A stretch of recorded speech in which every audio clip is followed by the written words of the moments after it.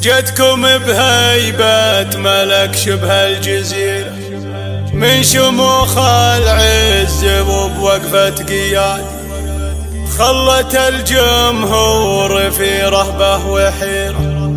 فارسه واللي يبي مريك غاد، الجمال اليوسفي منها خديرة، هذه اللي غير عن كل العباد اتركوها للمقامات الكبيرة، ترفع سيوف التحدي لا الأعادي، ترفع سيوف التحدي لا الأعادي.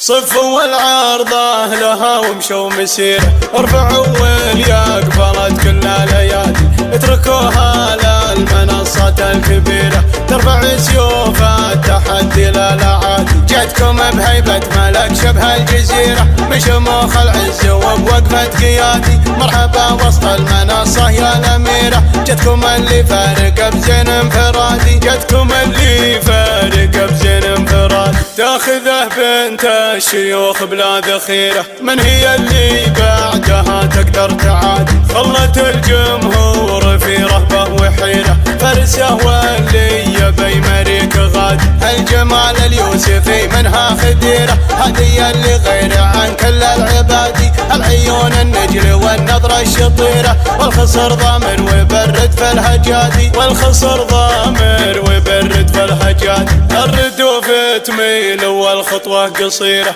كل شيء فيك بالحسن امتمادي، ما تطال الورد لا طبعا وسيرة، بل السم والزين والوصف الحيادي. صفوا والعرضة لها ومشوا مسيرة، ارفعوا واللي قبلت كل الايادي، اتركوها للمنصات الكبيرة، ترفع سيوف التحدي لا الأعادي، ترفع سيوف التحدي لا الأعادي. صفوا والعارضة لها ومشوا مسيرة، ارفعوا واللي قبلت كل الايادي، اتركوها للمنصات الكبيرة، ترفع سيوف التحدي لا الأعادي. جتكم بهيبة ملك شبه الجزيرة، من شموخ العز وبوقفة قيادي، مرحبا وسط المنصة يا الأميرة، جتكم اللي فارق بزين انفرادي، جتكم اللي فارق بزين انفرادي. تاخذه بنت الشيوخ بلا ذخيرة، من هي اللي بعدها تقدر تعادي،